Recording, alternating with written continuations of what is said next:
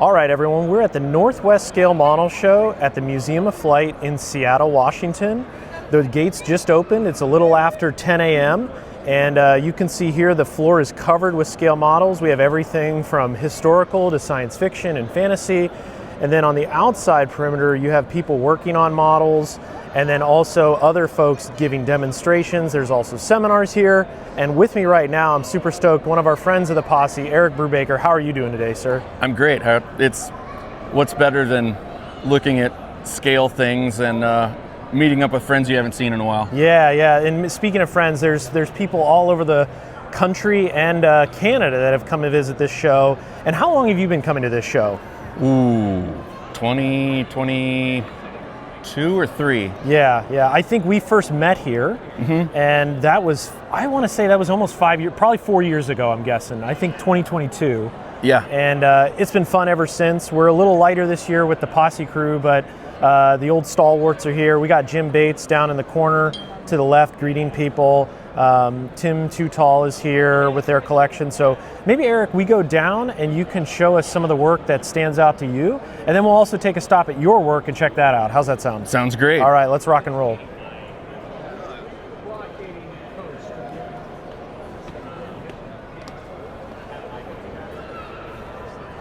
So I think I heard today that the model count is easily over 1,000. Oof, that's a lot. That's spectacular. Yeah, so let's go take a look at yours to start. It is really busy already. You can see we are under the M21 drone here. We're going to sneak through this group of people. I can see that. Yeah, he mostly does. And then Eric, tell us about your work.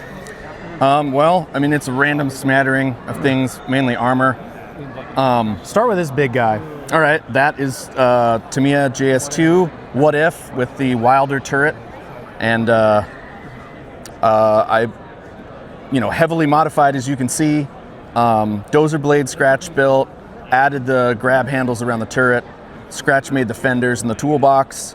It's going to get fuel tanks and all kinds of stuff, and a Battle of Berlin setting. Awesome. What else do you have here? I got the AKFJ. And then it's got, typical insurgent vehicle. I used fabric Band-Aids to cover the seats. Nice. And scored them up. Tamiya 48 scale Nashorn, however you say it, whatever. Work in progress. That was a 48 and 48 build. The SDK 251, 48 and 48 build. The M8, 48 and 48 build also. And then the turned brass base is made to look like a 75 millimeter shell, which that tank has. Awesome. Tamiya L70. And then this big VK thing. Yeah, the TACOM Mammoth. I love it. You redid the welds, right? Yep, it's all scraped. It's a work in progress. That's kind of what a lot of this stuff is here. Redid a lot of the welds here. And then there's actual welding. Love it. On the dragster. And that's what you'll see here. You'll see not only scale models, but, well, it's all scale modeling, but different mediums. People using matchsticks, using welding. So we'll show some of that today, but this is just a unique piece that shows what this event is all about. Exactly. Like it puts the modeler in the spotlight, not the model. Yeah. Tell us about this little guy right here up front that's in progress. This is my son Daniel's, the Narc. He painted this all himself and did all the squiggle pattern and everything. And then this is my facade, but on the back is his practice. So he did paint it. I love it. Should we walk down the aisles and check out some things that we like? What's on your mind? What do you think stands out so far? I don't know. It's kind of a random smattering. Sometimes it's one thing, sometimes it's a whole group of things. Yeah, let's go check it out. You pick out one and we'll walk there. I mean, we can go let's go look at Tim's space stuff. Okay. I like all the rockets and all the... So this is Tim Nelson from Seattle. Tim is a really great modeler. He focuses on predominantly 72nd scale aircraft, but also dabbles in armor. And then obviously we can see here is fantastic collection of space vehicles. Looking down the row, what are some that stand out to you, Eric? There's he's got some really weird, rare, resin prints. I wouldn't say garage kits, but they're foreign. Oh yeah, they're really well executed, and that's kind of like Tim's shtick. That's his shtick, Is yeah. clean, well-built models. Yeah, and I love all the tags that he makes for him. Yeah. That gives a brief history of them. like the Schneider trophies. Yeah. Planes. Those are great. And I have it on good authority that every armor piece that he ever built is over here. Outstanding. We'll make our way down there. So in addition to experimental aircraft, he's got some civilian aircraft we'll show. The Snyder Trophy here looks awesome. We'll zoom out a little bit. And we'll go down to I love his formation aircraft. So the 3 aircraft here, the B-17s and the B-24s for the formation aircraft during large formations in World War II. He's got some Canadian test birds, and then also his 72nd scale armor, which is awesome. He was telling me about this piece, his bird cage. That those are 3D printed pigeons, and they're so fragile.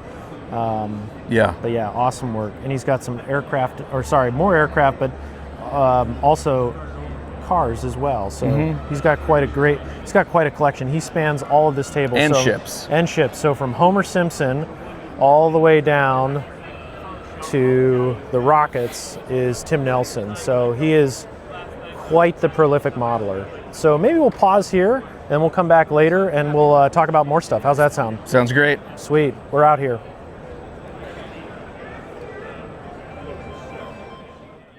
I'd like to highlight the work of Eric Christensen.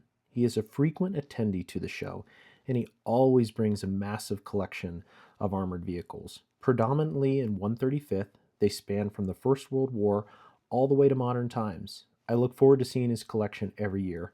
His quality is high, and he is prolific, and his work stands alone. You can always tell it's a table from Eric with his iconic placards that show the kit, when it was built, and where you can find the review. And looking down the table, you can also spot large-scale planes. So I thank Eric for bringing this wonderful collection to show off to the public.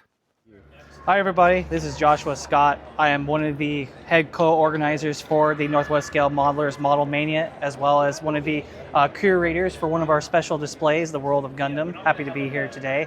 Really love this atmosphere we have each year. To me, I really think it's important that while contests are fantastic, it's all about the memories and the joy that we have for this amazing hobby.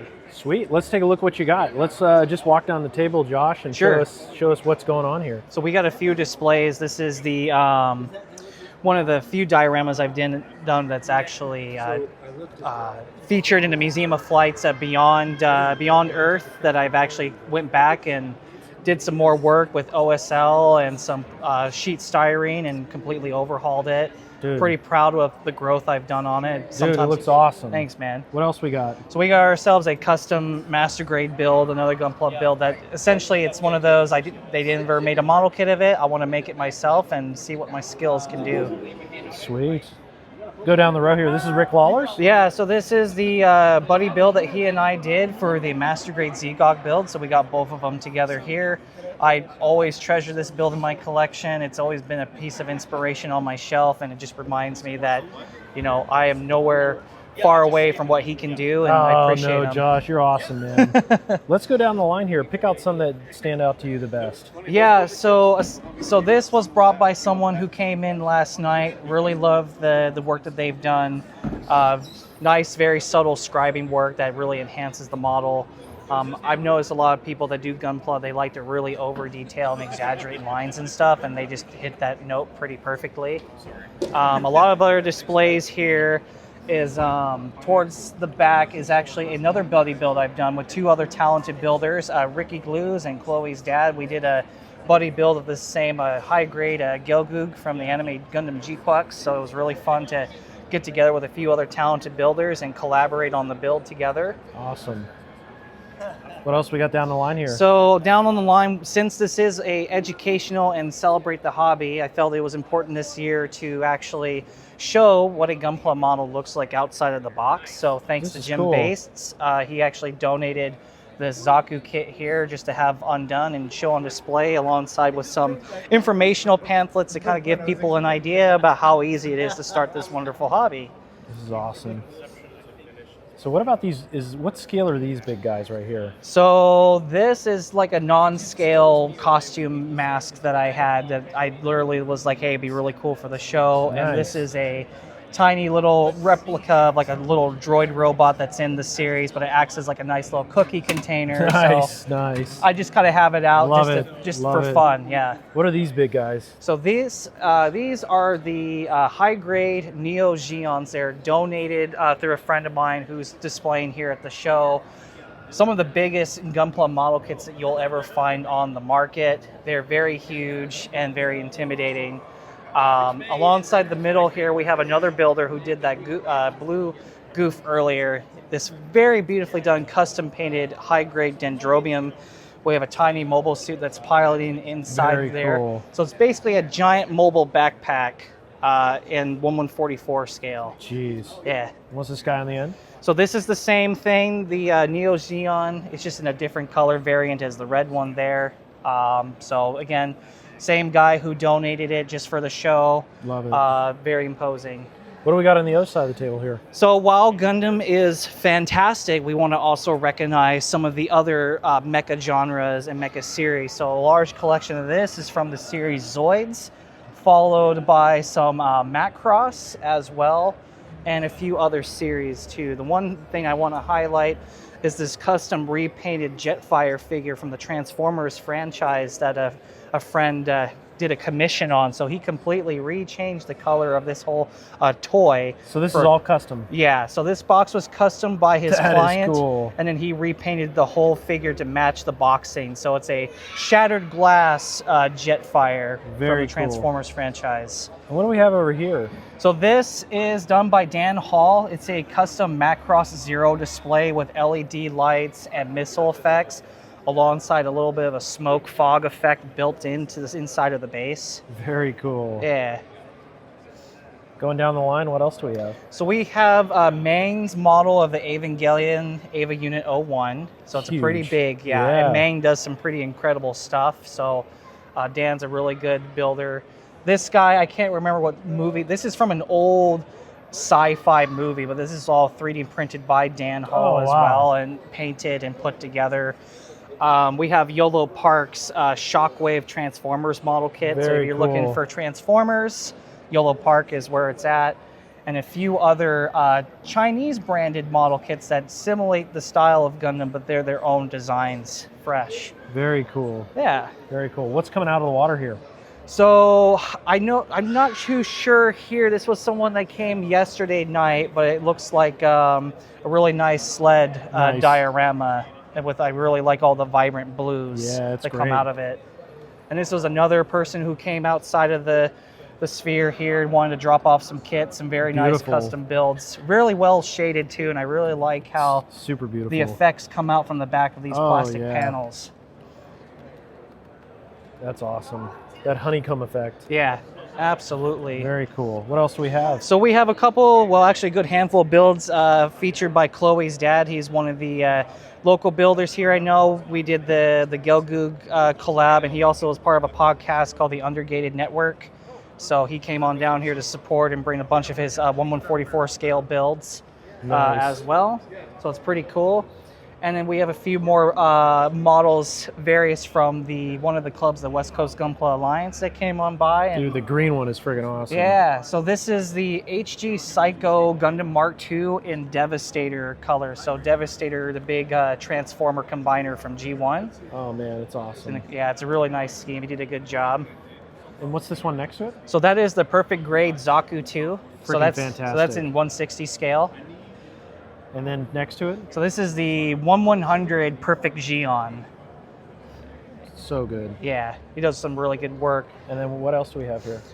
We have a few actual Japan exclusive 7-Eleven Gunpla kits, all in the green and the nice. red. That's awesome. Yeah, so you can actually go into a Japanese 7-Eleven. So and both pick of these are? Both of these, yeah. You can actually walk in and they'll have Gunpla in 7-Eleven colors That's available. freaking sweet. Yeah, so trying to get those acquired from overseas is a little tough. And what do we have here? We have our curator's choice for Dan Hall in his beautiful elemental build. This is a full mechanics aerial that was actually popped by another company that redid the mold. So essentially it's a knockoff of the original kit, but it's done this really nice pearlescent gorgeous. armor with a Cosmos lighting kit, which is a third-party lighting kit made for this model. So, and Man. of course, beautiful resin yeah, bits. the and base stuff. is gorgeous too. Yeah. he did a real wonderful work. That's awesome. All right, take us through the rest here. What do we got? So we got some builds from Sage of Plastic alongside Hissa. Just people came on by in the morning and dropped off some model kits. We have a display from my cabinet that came on in, and some of my other work, old diorama work here. It's fantastic.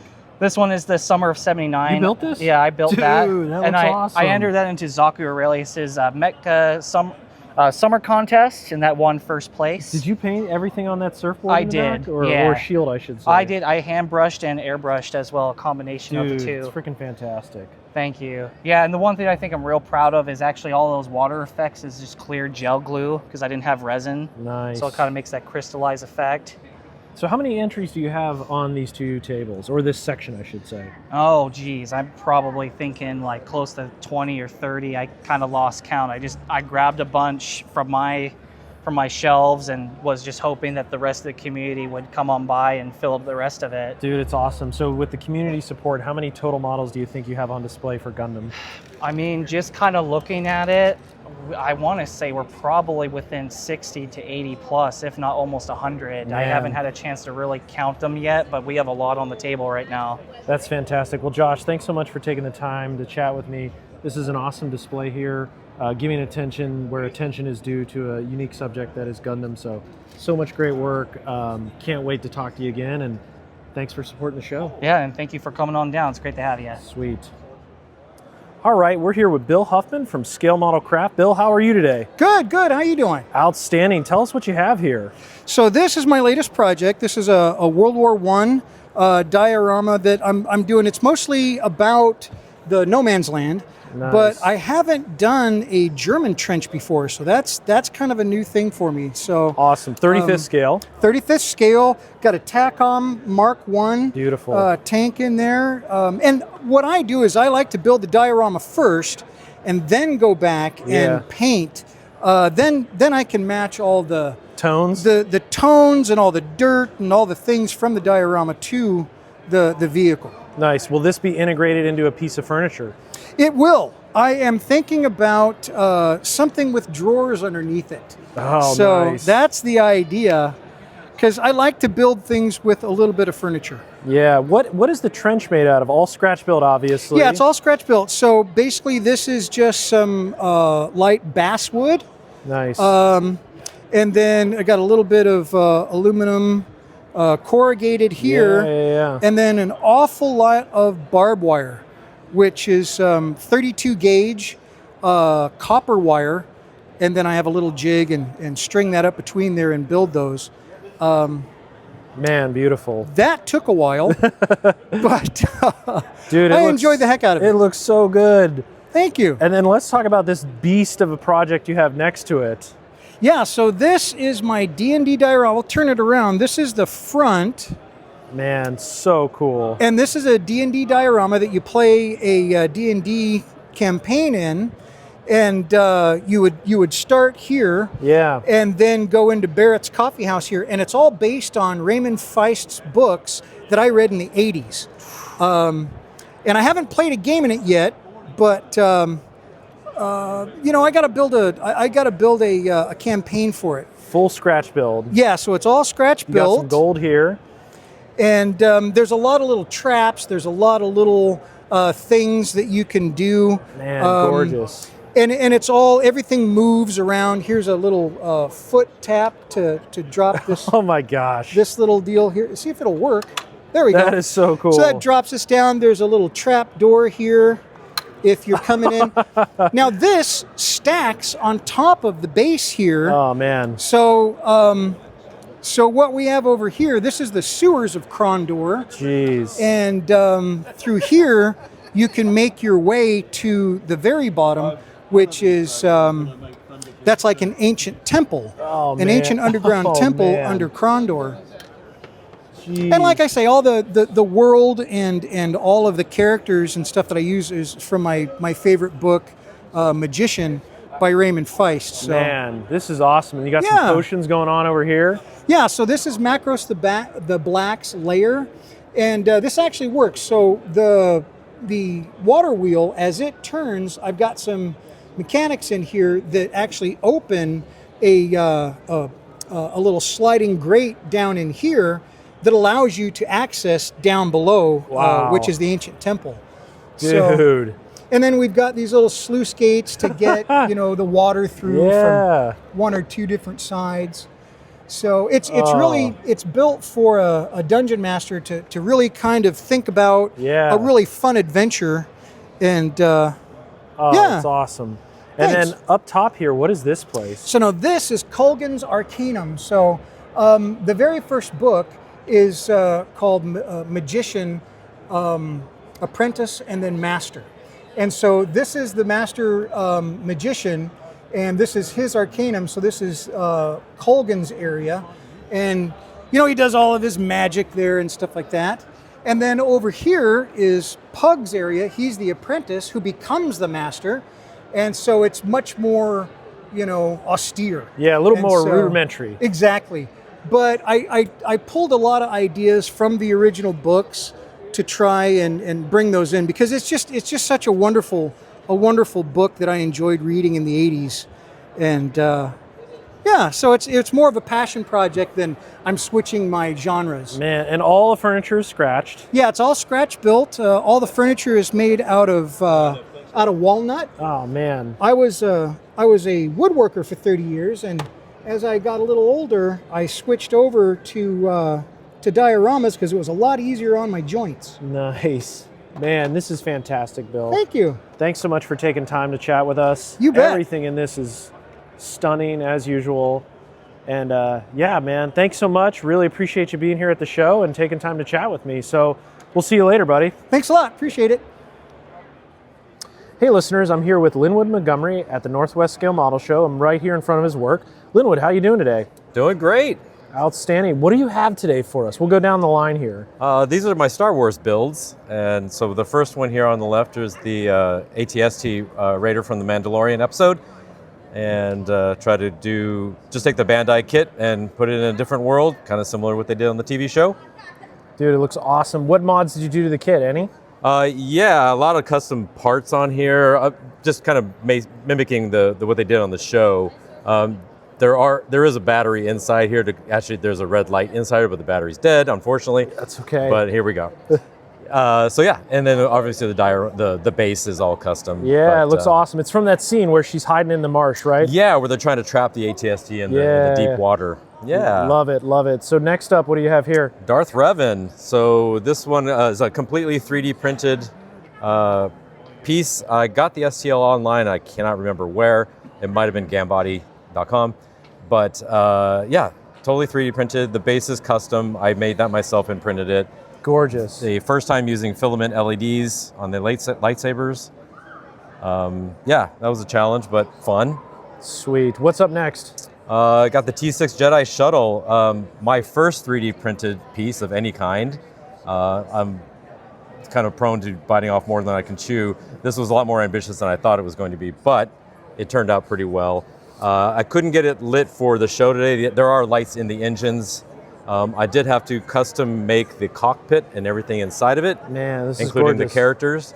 The characters are fun because they're. I found some STLs of Ahsoka and Huang, but they didn't have the right lower half. So I took another model from, I think it was a SpaceX astronaut sitting, and I just spliced them together because you'll never see the bottom halves of them anyway.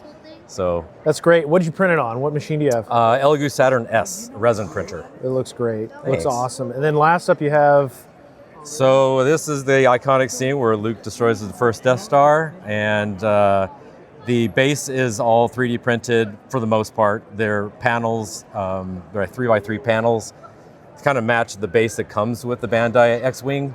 I custom built the turret and everything, and you kind of notice that there's a lot of greeblies in here. yeah. Some of them are spare parts. Some of them I got from my local bead store. Some of them are just from wherever I love can find it. them. This is great. This is great. So how long did it take you for a project like this? This one took me about 2 months. Nice, So gorgeous. not too bad. Yeah, the X-Wing obviously was the easiest part. Yeah. Oh man, it's so good. So tell me about this event right here that you're going to have for the museum. Yeah, on to celebrate May the 4th, we'll have an event here at the Museum of Flight in Seattle. And obviously May the 4th doesn't fall on a weekend necessarily, so ours will be on May the 2nd here at the museum. So we'll have a bunch of these builds will be here. We'll bring some other ones. I'm working on a new one now. I'll probably have ready by then. So yeah. This is great. Linwood, thank you so much and really appreciate you taking the time to chat with me. You're very welcome. Thank you. Awesome. I want to go back to the Curator Choice Award given to Dan Hall, aka Danzer Dragoon, for his elemental piece of a 1/100 scale aerial Gundam with a Cosmos LED set. As you can see, it really stands out on the table with its beautiful lights. Awesome work, Dan. I want to highlight the World War II collection in the museum, located on the second floor, starting off with the ME-109E, which is actually a converted Hispano. Next, it's over to the Mark IX Spitfire, a D-Day veteran, and formerly owned by actor Cliff Robertson. The P-40N was originally built in Buffalo, but we'll come back to that. Up next is the P-38L, one of the last built. Going back to the P-40, as I mentioned, built in Buffalo and flown to long-term storage, it only has 60 hours on it. Next up is the Ki-43 Hayabusa, a replica made with parts from real ones. It looks really good. Up next is the FM-2 Wildcat, a survivor of Okinawa before finding its way back to the museum. The FG-1 Corsair is a survivor of Lake Washington. Involved in a mid-air collision, it sank to the bottom and was recovered before being fully restored and on display with other classic warbirds in this beautiful gallery. In this gallery, you'll also find vehicles and small memorabilia commemorating World War II.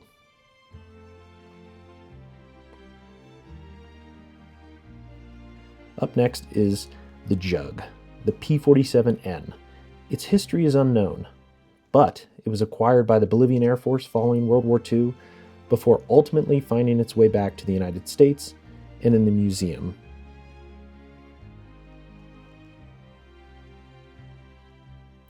The Yak-9 is the only example in the West, and the P-51 on display has roots back to the 8th Air Force in World War II. The Yak-9 was recovered from Russia in 1990 and restored.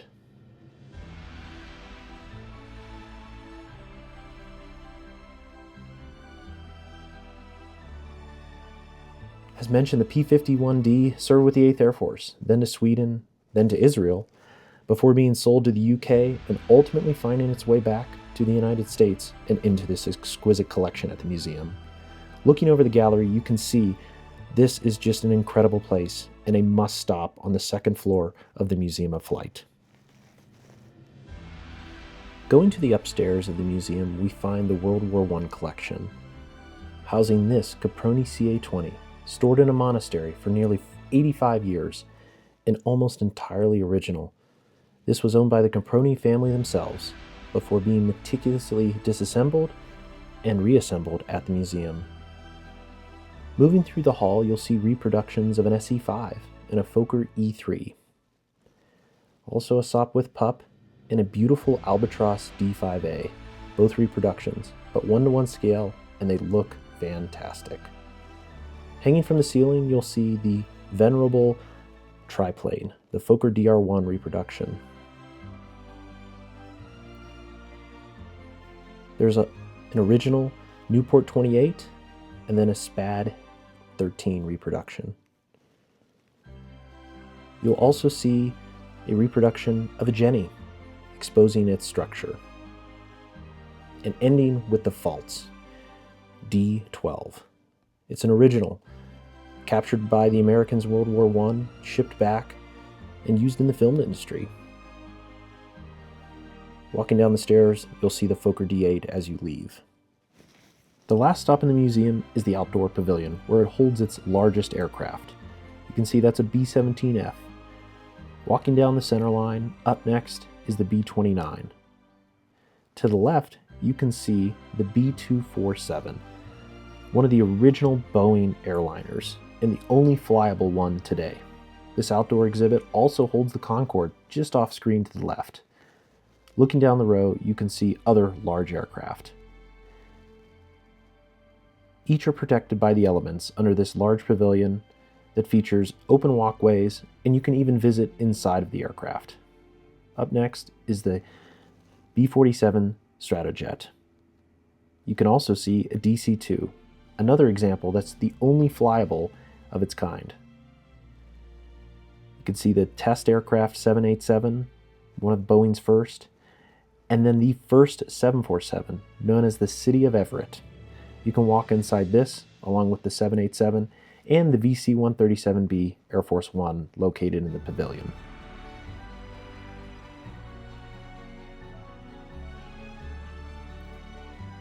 Behind the 747 is a smaller collection of fighter aircraft, starting with the A-4F and Blue Angels markings, the McDonnell Douglas AV-8C Harrier,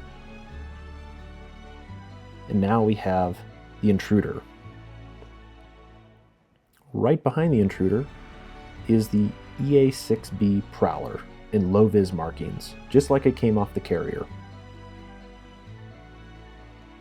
Tucked behind the Prowler is the F-14A Tomcat. It's in Jolly Roger markings from VF-84. Next to it is a CH-47 Chinook. You can barely see, but behind the Tomcat is also a B-52, located outside the perimeter of the museum. Going back, you can see how the city of Everett towers over these aircraft. And just to the left, that's an AN-2 Colt. Let's head back inside to the show. I'm here with Jim Bates on day 2 of the Northwest Scale Model Show at the Museum of Flight, officially named Model Mania. Jim, tell us a little bit about the show. How's it been so far this year? It has been going well. We have more models than last year. We've got about 1,800 models here. We have a ton of all different genres, everything from cars to robots to everything in between. We have a little bit more anime this year, which is kind of cool to see. Lots of airplanes, of course, and lots of armor. Typically, how many entrants do you have? This year we're at about 80 some. We usually hover between 70 and about 100. Our max number was 99, so someday I want to break 100 modelers on display. Nice. And down here in our bottom is the Gundam display. Tell us a little bit about that.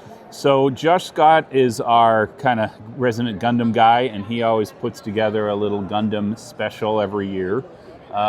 Over next to Gundam, we have Project Canceled, which is our airplane special this year. That's pretty awesome. And it is pretty awesome, and it did not get canceled, which made me happy. However, I think next year we're going to do something a little bit different. I have been told it's going to be the 50th anniversary of some movie called Star Wars, which apparently now is called A New Hope, come out, and we're going to do next year's special display will be Star Wars. Outstanding, outstanding. So this show, there are only 2 awards given, and really they're given by the curator of the museum. Can you talk a little bit about that? Correct. So this is a display-only show. We have no judging, no nothing. We set the curator loose. It used to be we had 1 award, which was Curator's Choice, which this year was won by Bill Huffman for a Horton diorama, which you can find on YouTube, and his channel is Scale Model Craft. And the second was one of our Gundam guys I take that back. I think the Gundam won the Curator's Choice, and then we have a second award, which is we lost one of our local legends, Terry Moore, a couple years ago, and we do a Terry Moore Award, and that's what Bill won with his Horton diorama. Yeah, that Horton diorama is pretty cool, over the White Chalk Cliffs of Dover. Yep, and the way this works is we just let the curator of the museum walk around, and pretty much he said the way he chooses is what makes him do a double take is what he picks. Outstanding. And then in addition to those awards, people are allowed to put chips and coins down. Yeah, we do. You can put chips and coins and whatever you want to do, but we have no official award judging. No sanctioned awards. No sanctioned awards. I love unsanctioned awards. I actually think the whole chips and coins and stuff is very cool. Yeah. I had somebody who was displaying for the first time come up to me yesterday and say, "This was left. What does this mean?" And it means somebody likes your model. And he's like, I get to keep this? I won something? He was a very happy guy. So I love that, we've had this IPMS model for a long time in the United States, and I love that we'd have the rise of the coins and the chips, because there's lots of cool things that might not win an award, but it's very cool. And John might see 6 things he loves, and I might see 6 things I love. And if we do this with the different things, it's kind of a fun deal. Heck yeah, man. So with the museum here, I don't think you could find a better spot. We have an M21 with a D21 on it. Talk a little bit about the relationship with you have the museum. How long has this show been at this venue? So that's a question I don't have an answer to. We don't exactly know when it started. It's been at least since the 90s, if not before. Oh, wow. Okay. So significant, like 20, 30 years. Yeah, it's been around forever. Tim Nelson ran it for a long time. Pre-Tim, it gets a little bit sketchy. When it started, it was up in the side gallery, which is very small compared to this, and then they moved it down here. Tim shepherded it for a long, long time, did an amazing job, and then I think he took me out drinking one night, and I got drunk and agreed to take it on, and regret that every day. It's kind of unique. We think we are the 2nd biggest model show in North America. As I said, we had about 1,800 models yesterday, or this weekend. Yep. IPMS Nats, I think, is the only one that's bigger. Of course, we're very small compared to some of the European shows. Yeah. We're also unique in that we're one of the few display-only shows. And the whole goal here is to introduce the patrons of the museum to the joy of scale modeling. And we kind of see this, we're model ambassadors, we're trying to expose more people to this. Last year we had a make and take. This year we're having some sort of blocky robot build for the kids. So always trying to get kids interested and get people to, the hobby we all enjoy, get people excited about it. I think sometimes though, what's amazing about this show is when you go to a contest, you see everybody's best work.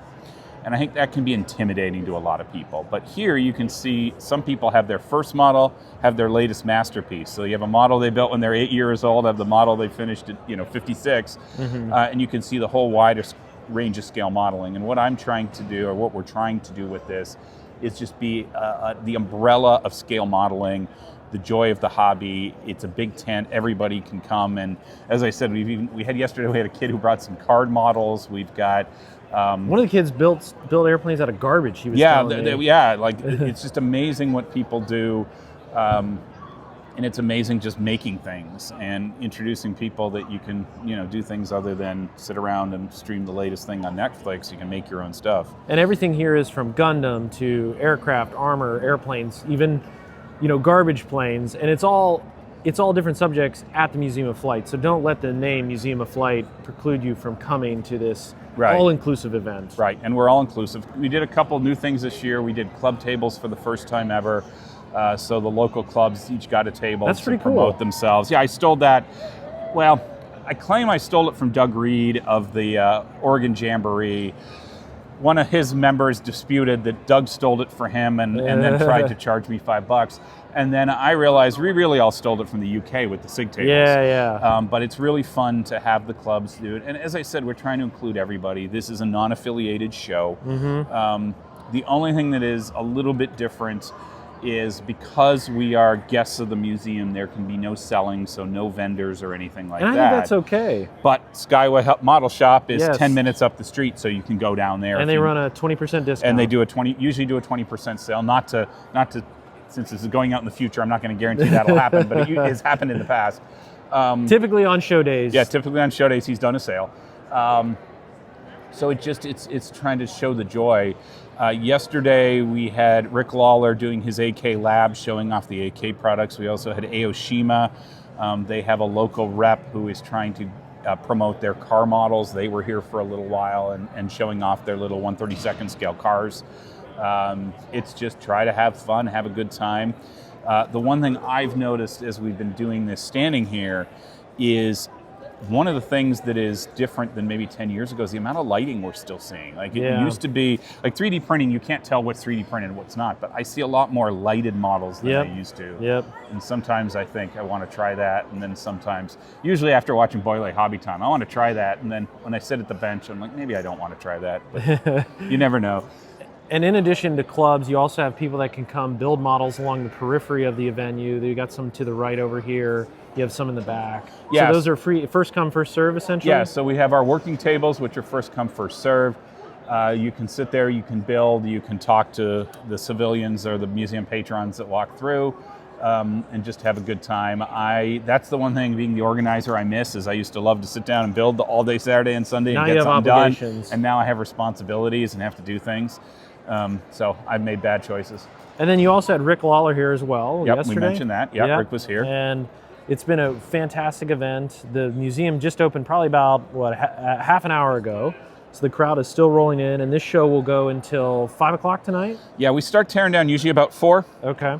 And then the worst part of this is then we have to get all our models all in the car and get them home. And that's really, quite frankly, the scariest part is Friday loading in and Saturday loading out, because you never know what's going to happen. And I live in Tacoma with a lot of hilly streets, and my fear is going down one of the hills, the models, the tub ends up in the well of the car, and that's always my biggest concern every time I do this. So one of the other things I think I might have forgot to mention was seminars. So you hosted seminars as well. Yeah, so one of my co-chairs, Will Perry, puts on a slate of seminars. Seminars this year included everything from some aviation history, volunteering at the Museum of Flight.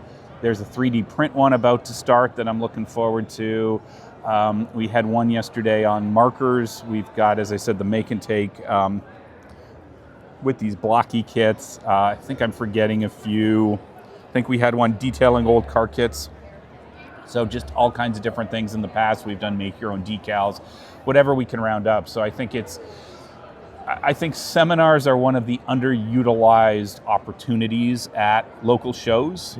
I don't see them growing as much as I would think they would. And we're glad to have been doing that for 10, 15 years. And the basic concept, as I said, most of this is Tim Nelson's brainchild, because he ran it for 10, 15, maybe even 20 years. And I'm just kind of tweaking things as we go. But the seminar thing, the working tables, the view of model, the cliched view we're looking at right now under the M21, it's the best view in modeling, as you said, 100%. And we're really lucky. We are, I cannot talk about this show as saying I've got the best deal as a show organizer working with the Museum of Flight. We have no budget, we have no dues. We're just, Northwest is a club that meets the first Thursday of the month at the Museum of Flight. We're very informal, and we put on one of the biggest model shows because we've got an amazing partner in the Museum of Flight. That's awesome. So, to close out, if somebody was to take one thing away from this show, what would you want them to take away? I would want them to be enthused about scale modeling. Outstanding. Well, Jim, thank you so much. This has been a wonderful show. I'll certainly be back next year. And it's always typically the third weekend in February? It is usually President's Day. Unfortunately, yesterday it fell on Valentine's Day. Hopefully that won't happen, but if 99% of the time it's President's Day weekend. We had one year it got kicked back a week. And my biggest fear is if a snowstorm ever runs through President's Day weekend, I don't know what we're going to do. I'll still be here. We'll still have fun under the M21. We'll still have fun under the M21 with our 18 models. But yeah, it's always this weekend. We'll be doing it again next year. As I said, next year's theme will be 50th anniversary of Star Wars, and that made me feel old. Outstanding. Well, Jim, again, thanks so much. This was a lot of fun, and I can't wait till next year. All right, thank you. Cheers, buddy. I want to thank the show organizers and the museum for an amazing event, and I can't wait till next year. If you've enjoyed this, please hit that like button and subscribe to the channel. We'll be having more show reports soon. Thanks all.